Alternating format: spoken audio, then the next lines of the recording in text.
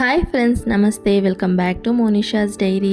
ಇವತ್ತಿನ ವಿಡಿಯೋದಲ್ಲಿ ಒಂದು ಸ್ವೀಟ್ ರೆಸಿಪಿ ತೋರಿಸ್ಕೊಡ್ತಿದ್ದೀನಿ. ಬಾಯಲ್ಲಿಟ್ಟರೆ ಹಾಗೆ ಕರಗೋಗುತ್ತೆ ಮತ್ತು ಇದಕ್ಕೆ ತುಂಬ ಹೊತ್ತು ಟೈಮು ಏನು ಬೇಕಾಗಿರಲ್ಲ. ಮತ್ತು ಮನೇಲಿರುವಂಥ ಕೆಲವೊಂದು ಪದಾರ್ಥನ ಯೂಸ್ ಮಾಡಿ ಬೇಗನೆ ಮಾಡಿಬಿಡ್ಬೋದು. ತುಂಬಾ ಹೆಲ್ತಿ ಕೂಡ. ಮಕ್ಕಳಂತೂ ತುಂಬ ಎಂಜಾಯ್ ಮಾಡಿ ತಿಂತಾರೆ. ಸೊ ವಿಡಿಯೋ ಫುಲ್ ನೋಡಿ ನೀವು ಟ್ರೈ ಮಾಡಿಬಿಟ್ಟು ಹೇಗಿತ್ತು ಅಂತ ಮರಿದರೆ ಕಮೆಂಟ್ಸಲ್ಲಿ ತಿಳಿಸಿ.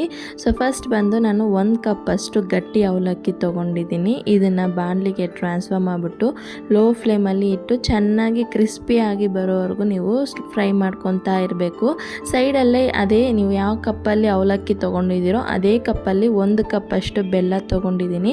ನಿಮಗೆ ಸ್ವೀಟ್ ಜಾಸ್ತಿ ಬೇಕಂದ್ರೂ ಇಲ್ಲ ಕಮ್ಮಿ ಬೇಕಂದ್ರೂ ನೀವು ಕಮ್ಮಿ ಜಾಸ್ತಿ ಮಾಡ್ಕೋಬೋದು. ನನಗೆ 1 ಕಪ್ ಅವಲಕ್ಕಿಗೆ 1 ಕಪ್ ಬೆಲ್ಲ ಬಂದು ಕರೆಕ್ಟಾಗಿತ್ತು ಸ್ವೀಟ್ನೆಸ್ಸು.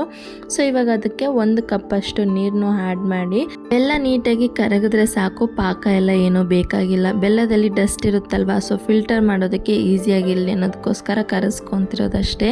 ಸೊ ಅವಲಕ್ಕಿ ಸ್ವಲ್ಪ ಕ್ರಿಸ್ಪಿ ಆಗಿದೆ. ಇವಾಗ ಅದರಲ್ಲಿ ಫ್ಲೇವರ್ಗೋಸ್ಕರ 4 ಏಲಕ್ಕಿನೂ ಹಾಕಿ ಚೆನ್ನಾಗಿ ನೋಡಿ ಫ್ರೈ ಮಾಡಿ ಎತ್ತಿಟ್ಕೊತಿದ್ದೀನಿ. ಬೆಲ್ಲನೂ ಈ ಕಡೆ ಫುಲ್ಲು ಕಂಪ್ಲೀಟಾಗಿ ಕರಗಿದೆ. ಇದು ಬಿಸಿ ಆರೋಕ್ಕೆ ಒಂದು ಸೈಡಲ್ಲಿ ಇಟ್ಬಿಟ್ಟು ಅವಲಕ್ಕಿ ಸ್ವಲ್ಪ ತಣ್ಣಗಾದ್ಮೇಲೆ ಇವಾಗ ಇದನ್ನು ಮಿಕ್ಸಿ ಜಾರ್ಗೆ ಟ್ರಾನ್ಸ್ಫರ್ ಮಾಡ್ಕೊಳ್ಳೋಣ. ಟ್ರಾನ್ಸ್ಫರ್ ಮಾಡಿಕೊಂಡು ತುಂಬ ನೈಸಾಗಿ ಬೇಡ, ಲೈಟಾಗಿ ತರಿಯಾಗಿರೋ ಥರ ನಾವು ಗ್ರೈಂಡ್ ಮಾಡ್ಕೊಳ್ಳೋಣ. ತುಂಬ ನೈಸಾಗಿ ಗ್ರೈಂಡ್ ಮಾಡಿಬಿಟ್ರೆ ತಿನ್ನೋದಕ್ಕೆ ಅಷ್ಟೊಂದು ಚೆನ್ನಾಗಿರಲ್ಲ ಸ್ವೀಟು. ಅದಕ್ಕೋಸ್ಕರನೇ ತುಂಬ ನೈಸಾಗಿ ಇಲ್ದರೆ ಈ ವಿಡಿಯೋದಲ್ಲಿ ತೋರಿಸ್ತಿದ್ದೀನಲ್ವ, ಈ ಥರ ನೀವು ಗ್ರೈಂಡ್ ಮಾಡಿ ಎತ್ತಿಟ್ಕೊಂಡ್ರೆ ಕರೆಕ್ಟಾಗಿರುತ್ತೆ. ಕೈಯಲ್ಲಿ ಮುಟ್ಟು ನೋಡಿದ್ರೆ ಈ ಬಾಂಬೆ ರವೆಗಿಂತ ಇನ್ನೂ ಸ್ವಲ್ಪ ನೈಸಾಗಿರಬೇಕು. ನಾನಿವಾಗ ಸ್ಟವ್ ಇನ್ನೂ ಆನ್ ಮಾಡಿಲ್ಲ. ಬಾಣಲಿಗೆ ನಾವು ಗ್ರೈಂಡ್ ಮಾಡಿ ಇಟ್ಕೊಂಡಿರುವಂಥ ಅವಲಕ್ಕಿ ಆಲ್ರೆಡಿ ನಾವು ಬೆಲ್ಲ ಕರಗಿಸಿಟ್ಕೊಂಡಿದ್ದೀವಲ್ವ, ಅದನ್ನು ಫಿಲ್ಟರ್ ಮಾಡಿ ಆ್ಯಡ್ ಮಾಡ್ಕೊಳ್ಳಿ. ಸೊ ಬೆಲ್ಲ ಪಾಕ ಲೈಟಾಗಿ ಬಿಸಿ ಇರೋದ್ರಿಂದ ಅವಲಕ್ಕಿಲಿ ಹಾಕಿರೋ ತಕ್ಷಣ ನೀರಿನ ಅಂಶ ಎಲ್ಲ ನೀಟಾಗಿ ಎಳ್ಕೊಂಬಿಡುತ್ತೆ. ಸೊ ಚೆನ್ನಾಗಿ ಒಂಚೂರು ಗಂಟಿಲ್ದರೆ ಫಸ್ಟ್ ಒಂದು ಸತಿ ಮಿಕ್ಸ್ ಮಾಡಿಕೊಂಡು ನೋಡಿ, ನಾನು ಸ್ಟವ್ ಬಂದು ಆನ್ ಮಾಡಿಲ್ಲ, ಆಫಲ್ಲೇ ಇದೆ. ಸೊ ನೀಟಾಗಿ ಈ ಥರ ಒಂಚೂರು ಗಂಟಿಲ್ದಂಗೆ ಮಿಕ್ಸ್ ಮಾಡ್ಕೊಂಡ್ಮೇಲೆ ಇನ್ನೂ ಎಕ್ಸ್ಟ್ರಾ 2 ಕಪ್ ಅಷ್ಟು ನೀರನ್ನ ಬಂದು ಆ್ಯಡ್ ಮಾಡ್ಕೊಳ್ಳಿ. ಬಿಕಾಸ್ ಅವಲಕ್ಕಿ ಬಂದು ಇನ್ನೂ ಬೇಯಬೇಕಲ್ವ, ಅದಕ್ಕೋಸ್ಕರ ನಾವು 2 ಕಪ್ ಅಷ್ಟು ನೀರನ್ನ ಆ್ಯಡ್ ಮಾಡಿಕೊಂಡು ಇನ್ನೊಂದು ಸತಿ ನೀಟಾಗಿ ಒಂಚೂರು ಗಂಟಿಲ್ದರೆ ಎಲ್ಲ ಕರಗಿ ಬರೋವರೆಗೂ ನೀಟಾಗಿ ಮಿಕ್ಸ್ ಮಾಡಿಕೊಂಡು ಇಟ್ಕೊಳ್ಳಿ.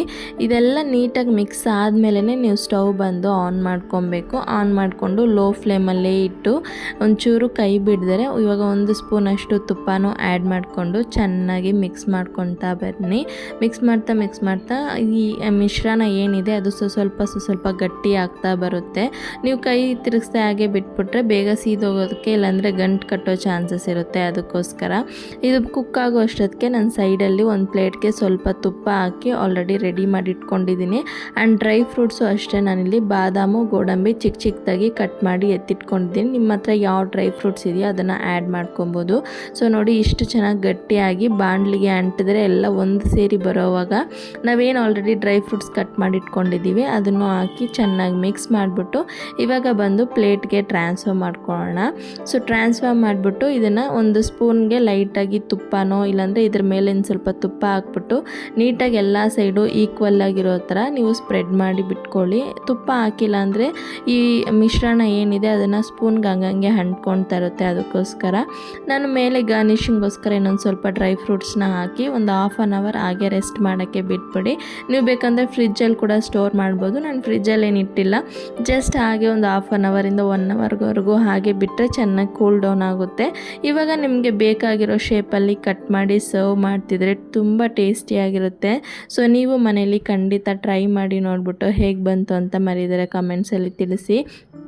ಕ್ವಿಕ್ಕಾಗಿ ಯಾರಾದರೂ ಮನೆಗೆ ಗೆಸ್ಟ್ ಬಂದರು, ಇಲ್ಲ ಮಕ್ಕಳು ಏನಾದರೂ ಸ್ವೀಟ್ ತಿನ್ನಬೇಕು ಅಂತಿದ್ದಾರೆ, ಇಲ್ಲ ನಾವೇ ಏನಾದರೂ ಸ್ವೀಟ್ ತಿನ್ನಬೇಕು ಅನಿಸ್ತಿದೆ ಅಂದರೆ ಒಂದು ಆಲ್ಮೋಸ್ಟ್ ಒಂದು 15 to 20 ಮಿನಿಟ್ಸ್ ಒಳಗಡೆ ಇದನ್ನು ಮಾಡಿ ಮುಗಿಸ್ಕೊಬೋದು. ಸೊ ವಿಡಿಯೋ ಇಷ್ಟ ಆಗಿದೆ ಅಂತ ಅಂದ್ಕೊತೀನಿ. ವಿಡಿಯೋ ಇಷ್ಟ ಆಗಿದ್ದಲ್ಲಿ ಒಂದು ಲೈಕ್ ಮಾಡಿಬಿಟ್ಟು ಮರಿದರೆ ಚಾನಲ್ನ ಸಬ್ಸ್ಕ್ರೈಬ್ ಮಾಡ್ಕೊಳ್ಳಿ. ಇದೇ ಥರ ಇಂಟ್ರೆಸ್ಟಿಂಗ್ ಆಗಿರೋ ವೀಡಿಯೋಸ್ನ ನಾನು ಅಪ್ಲೋಡ್ ಮಾಡ್ತಾ ಇರ್ತೀನಿ. ಇನ್ನು ಬೇರೆ ಏನಾದರೂ ರೆಸಿಪಿ ಬೇಕಿದ್ದರೂ ನಿಮ್ಮ ಒಪಿನಿಯನ್ಸ್ನ ಕಮೆಂಟ್ಸಲ್ಲಿ ತಿಳಿಸಿ. ನೆಕ್ಸ್ಟ್ ವಿಡಿಯೋದಲ್ಲಿ ನಾನು ಮಾಡಿ ಶೇರ್ ಮಾಡ್ತೀನಿ. ಸೊ ಇನ್ನೊಂದು ವಿಡಿಯೋದಲ್ಲಿ ಸಿಗ್ತೀನಿ ಫ್ರೆಂಡ್ಸ್. ಟೇಕ್ ಕೇರ್, ಬಾಯ್.